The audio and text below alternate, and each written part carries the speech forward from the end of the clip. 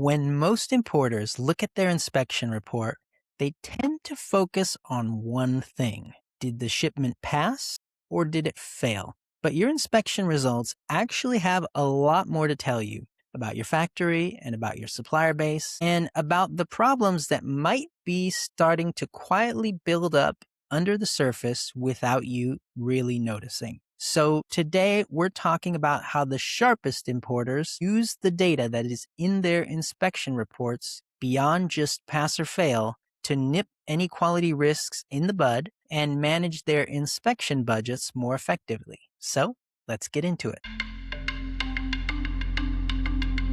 So let's start at the beginning. An importer has a new factory they like. The samples have come back clean. The pricing works. The references have checked out. And now they've placed their first purchase order and they conduct a pre-shipment inspection and the result comes back as a pass. Now, Andy, I'd like to ask you, most people would stop here, but you've told me before that pass or fail is actually one of the least important or least interesting parts, I should say, of the report. Now, when you're evaluating a new supplier in those first few orders, what are the signals in your reports that you're actually looking for? And what separates a factory where quality is going to hold up from one where it is going to drift? So without a doubt, having a passed inspection report is much better than a failed inspection report, especially at a new factory relationship. Starting off with a failed inspection report can be a big red flag. But even with a past inspection report, it's important to dig down beyond just that rating. What is the report telling you? It's not just whether or not you're going to have a shipment arriving at your distribution center and shipping on to your clients that is good quality or poor quality, because even a past inspection report could have quality issues, but they're below the rejection rate so that the inspection report passes. And what's important to look at is defect patterns. Are there a hopscotch of issues or are the defects concentrated in one or two areas? Process discipline. Is the factory organized or chaotic when the inspection takes place? That is something that isn't typically in the inspection report, but certainly that feedback from the inspector and the service provider on how the inspection took place, were there any issues,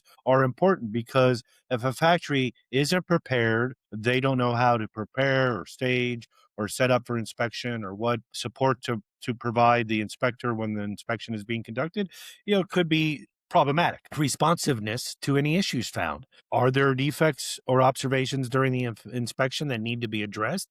How did the factory handle that? Were they defensive? Were they proactive? Did they immediately come to reasons why you should accept the order? Or did they come up with solutions on how to address what was found and what will allow them to keep that from happening in future orders? And also repeatability. That first inspection will say a lot. It'll give you a sense of confidence or concern on that new factory deliverability, but also it is a one-off. After you have more inspections and orders shipping from that factory, were the inspection results similar or were they very disparate? So repeatability. If the factory has an issue and they addressed it, the second, third, and subsequent inspections, that issue shouldn't have been found or observed.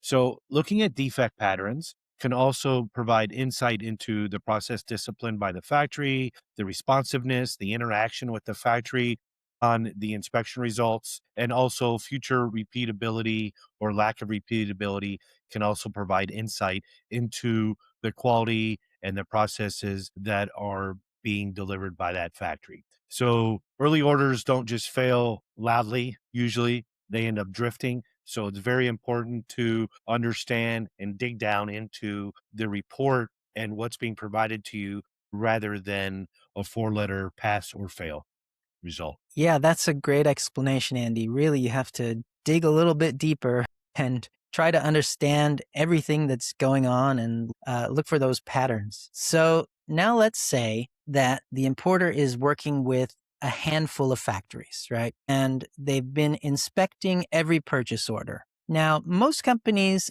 they will take those reports and file them and they'll flag any failures, but then they just move on.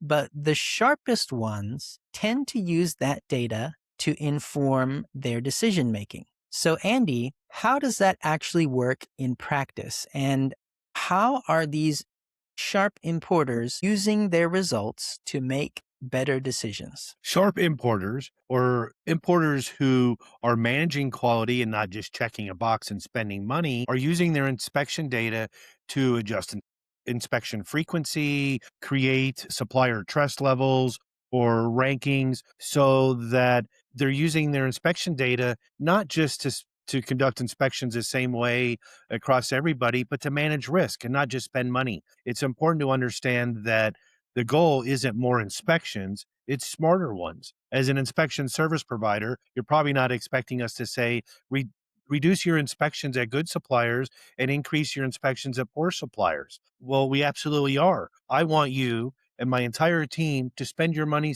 smarter. Utilize your inspection quality dollars to provide the biggest return on your buck, your ROI. And you can do that by using inspection data to adjust frequency, as I mentioned, the risk of your suppliers. You can tighten oversight when risk is rising. You can reduce costs when there's a proven performance track record. And so it's important to understand and implement a process where not every PO gets the same inspections, because then you're not managing risk. You're just spending money.